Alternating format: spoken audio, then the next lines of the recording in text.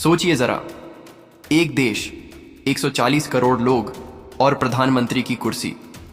अब इसी कुर्सी को लेकर एक ऐसा वाक्य सामने आता है जो पूरी राजनीति की दिशा बदल देने की ताकत रखता है। जब राहुल गांधी ये कहते हैं कि प्रधानमंत्री की चाबी अब भी मायावती के पास है, तो ये कोई हल्की फुल्की लाइन नहीं होती, ये एक सियासी धमाका होता है। और अगर आप जानना चाहते हैं कि इस एक लाइन के पीछे कितना बड़ा खेल छिपा है, तो वीडियो को आखिर तक जरूर देखिए। चैनल पर पहली बार आए हैं तो अभी सब्सक्राइब कर लीजिए, क्योंकि यहां आपको वो सियासत दिखाई जाती है जो टीवी डिबेट में कभी नहीं दिखाई जाती। अब कहानी को थोड़ा पीछे ले चलते हैं। भारतीय राजनीति में कुछ चेहरे ऐसे होते हैं जो बोलते कम हैं, लेकिन जब उनका नाम आता है तो सत्ता के समीकरण हिलने लगते हैं। मायावती उन्हीं चेहरों में से एक हैं। कई लोग उन्हें कमजोर समझने की भूल कर बैठते हैं, लेकिन इतिहास गवाह है कि जब जब मायावती को हल्के में लिया गया, तब तब किसी न किसी बड़े दल को भारी नुकसान उठाना पड़ा। राहुल गांधी का बयान ऐसे वक्त पर आया है जब विपक्ष खुद अपनी दिशा तलाश रहा है। एक तरफ बीजेपी अपनी ताकत के साथ खड़ी है, दूसरी तरफ विपक्ष बिखरा हुआ दिखता है। ऐसे माहौल में अचानक राहुल गांधी का यह कहना कि प्रधानमंत्री की चाबी अब भी मायावती के पास है, ये साफ करता है कि कांग्रेस अब सिर्फ बीजेपी बनाम कांग्रेस की लड़ाई नहीं देख रही, बल्कि उसे पता है कि असली चाबी उत्तर प्रदेश में है। उत्तर प्रदेश वही राज्य जिसने दिल्ली की सत्ता को बार बार तय किया है। यहां की 80 लोकसभा सीटें सिर्फ नंबर नहीं हैं, ये सत्ता की रीढ़ हैं। और इसी यूपी में दलित राजनीति की बात करें तो एक ही नाम सबसे पहले जहन में आता है, मायावती। ये कोई भावनात्मक बात नहीं, ये सियासी गणित है। अब जरा सोचिए, राहुल गांधी ये बात यूं ही क्यों कहेंगे? क्या ये सिर्फ बयानबाजी है, या इसके पीछे कोई बड़ी रणनीति छिपी हुई है? राजनीति में शब्द कभी यूं ही नहीं निकलते, हर लाइन के पीछे एक संदेश होता है। और इस संदेश को अगर ध्यान से समझें तो साफ दिखता है कि राहुल गांधी ये मान चुके हैं कि बिना मायावती के समर्थन या भूमिका के केंद्र की सत्ता तक पहुंचना आसान नहीं है। मायावती की राजनीति हमेशा से अलग रही है। उन्होंने न कभी खुद को जरूरत से ज्यादा एक्सपोज किया, न रोज बयान देकर सुर्खियां बटोरी। लेकिन जब चुनाव आए, जब फैसला होना हो, तब उनका प्रभाव अचानक सबको चौंका देता है। यही वजह है कि उन्हें किंग मेकर कहा जाता रहा है। और राहुल गांधी का बयान इसी सच्चाई को एक बार फिर सामने रख देता है। बीते कुछ सालों में कई लोगों ने यह मान लिया था कि मायावती की राजनीतिक पकड़ ढीली पड़ चुकी है। चुनावी नतीजों के आधार पर फैसले सुना दिए गए। लेकिन राजनीति सिर्फ एक चुनाव का नाम नहीं होती। राजनीति स्मृति होती है, भरोसा होता है, और वो वर्ग होता है जो आखिरी वक्त पर चुपचाप वोट डालता है। मायावती का सबसे बड़ा हथियार यही चुप वोटर रहा है। राहुल गांधी का बयान दलित वोट बैंक की अहमियत को फिर से केंद्र में ले आता है। वो वोट बैंक जो आज भी अगर एक दिशा में खड़ा हो जाए तो बड़े बड़े किले ढह सकते हैं। राहुल ये बात जानते हैं कि सिर्फ सोशल मीडिया, सिर्फ रैलियों और नारों से सत्ता नहीं मिलती। सत्ता मिलती है जमीनी समीकरणों से, और यूपी के जमीनी समीकरण में मायावती एक बड़ा फैक्टर है। अब सवाल उठता है, क्या ये बयान कांग्रेस और बसपा के बीच किसी संभावित सियासी नजदीकी का संकेत है, या फिर ये सिर्फ एक रणनीतिक दबाव है जिससे मायावती को यह एहसास दिलाया जाए कि उनकी अहमियत आज भी बनी हुई है? राजनीति में दोस्ती और दुश्मनी स्थायी नहीं होती, जरूरतें स्थायी होती हैं। और इस वक्त विपक्ष की सबसे बड़ी जरूरत है एकजुटता। राहुल गांधी शायद ये समझ चुके हैं कि अगर विपक्ष बिखरा रहा तो सत्ता की चाबी बीजेपी के हाथ में ही रहेगी। लेकिन अगर क्षेत्रीय ताकतों को साथ लाया जाए, खासकर यूपी जैसी जगहों पर, तो तस्वीर बदल सकती है। और इसी तस्वीर में मायावती का नाम सबसे ऊपर लिखा हुआ है। मायावती का राजनीतिक सफर सिर्फ सत्ता तक पहुंचने की कहानी नहीं है, बल्कि सम्मान और प्रतिनिधित्व की लड़ाई की कहानी है। यही वजह है कि उनका वोटर आज भी उनसे भावनात्मक रूप से जुड़ा हुआ है। राहुल गांधी का बयान इसी भावनात्मक जुड़ाव को भी पहचानता है।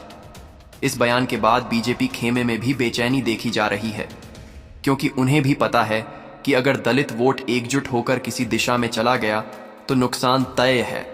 इसीलिए राहुल गांधी की ये एक लाइन कई सियासी खेमों की नींद उड़ाने के लिए काफी है। अब यहाँ एक और दिलचस्प बात समझनी जरूरी है। राहुल गांधी ने यह नहीं कहा कि मायावती प्रधानमंत्री बनेंगी। उन्होंने कहा कि चाबी उनके पास है, यानी फैसला उनके हाथ में है।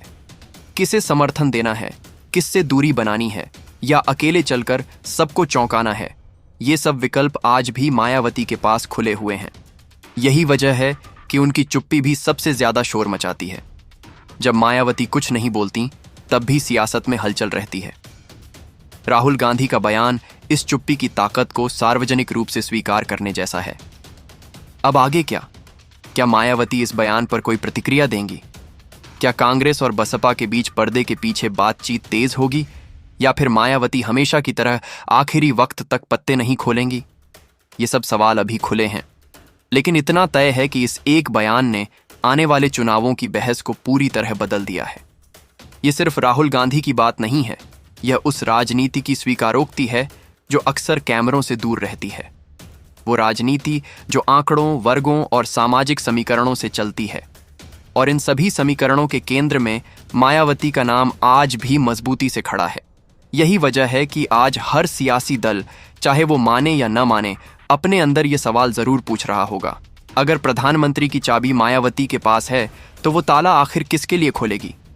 राहुल गांधी का वो एक वाक्य अब सिर्फ बयान नहीं रहा, वो धीरे धीरे एक सियासी संदर्भ बन चुका है। हर टीवी स्टूडियो, हर राजनीतिक गलियारा, हर रणनीतिक बैठक उसी एक बात के इर्द गिर्द घूमने लगी है कि अगर प्रधानमंत्री की चाबी अब भी मायावती के पास है तो असल में उस चाबी से कौन सा ताला खुलने वाला है। राजनीति में कई बार सबसे अहम फैसले शोर में नहीं, खामोशी में होते हैं, और इस वक्त सबसे गहरी खामोशी मायावती की है। मायावती की राजनीति को समझने की सबसे बड़ी गलती यही रही है कि लोग उसे सतही चुनावी नतीजों से आंकते रहे। सीटें कम हुई तो मान लिया गया कि ताकत खत्म हो गई, लेकिन जिन लोगों ने जमीनी राजनीति देखी है उन्हें पता है कि उत्तर प्रदेश में दलित समाज का वोट सिर्फ आंकड़ा नहीं, एक अनुशासित सोच है। वो वोट अचानक दिशा नहीं बदलता, उसे मोड़ा जाता है, समय लेकर, संकेत देकर, भरोसा बनाकर, और इस पूरी प्रक्रिया की कमान अब भी मायावती के हाथ में है। पिछले कुछ सालों में मायावती ने जानबूझकर खुद को हाशिए पर दिखने दिया। कम रैलियां, कम बयान, कम मीडिया। बाहर से देखने वालों को लगा कि शायद वो थक चुकी हैं या राजनीति से धीरे धीरे दूर जा रही हैं, लेकिन असल खेल यहीं से शुरू होता है। मायावती की राजनीति हमेशा प्रतिक्रिया देने वाली नहीं रही, वो इंतजार करने वाली रही है। जब बाकी दल रोज बयानबाजी में अपनी ऊर्जा खर्च कर रहे थे, तब मायावती अपने सामाजिक आधार को चुपचाप संभाल कर बैठी थीं। उत्तर प्रदेश की राजनीति में जातीय समीकरण कोई नई बात नहीं है, लेकिन दलित वोट का महत्व हमेशा निर्णायक रहा है। चाहे किसी भी दल ने सरकार बनाई हो, अगर दलित वोट एक तरफ झुक गया तो नतीजे पूरी तरह बदल गए। यही वजह है कि हर बड़ा दल, चाहे वो खुले तौर पर माने या न माने, अंदर खाने मायावती की चालों पर नजर रखता है। राहुल गांधी का बयान इसी अंदर खाने की सच्चाई को बाहर ले आया। कांग्रेस ये समझ चुकी है कि अकेले चलकर यूपी में वो असर पैदा नहीं कर सकती जो सत्ता के लिए जरूरी है। समाजवादी राजनीति का अपना आधार है, बीजेपी का अपना संगठन और संसाधन है, लेकिन दलित वोट का केंद्रीकरण आज भी एक अलग ताकत है, और यही वो ताकत है जो मायावती को साधारण क्षेत्रीय नेता नहीं बल्कि राष्ट्रीय राजनीति का फैक्टर बनाती है। मायावती की सबसे बड़ी ताकत यही रही है कि वो किसी की मजबूरी नहीं बनती, बल्कि दूसरों को अपनी जरूरत बना देती हैं। वो कभी खुलकर नहीं कहती कि वो किसके साथ हैं, लेकिन सबको ये एहसास करा देती हैं कि उनके बिना समीकरण अधूरा है। यही वजह है कि जब राहुल गांधी ने चाबी वाली बात कही तो वो दरअसल ये स्वीकार कर रहे थे कि फैसला भले दिल्ली में हो, लेकिन ट्रिगर अब भी लखनऊ से ही दबता है। बीजेपी इस बयान को हल्के में नहीं ले रही।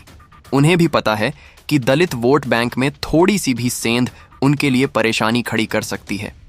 यही कारण है कि पिछले कुछ समय से दलित प्रतीकों, कार्यक्रमों और नेताओं पर जोर बढ़ा है, लेकिन प्रतीक और भरोसे में फर्क होता है। भरोसा रातों रात नहीं बनता, और मायावती का पूरा राजनीतिक जीवन उसी भरोसे की नींव पर खड़ा रहा है।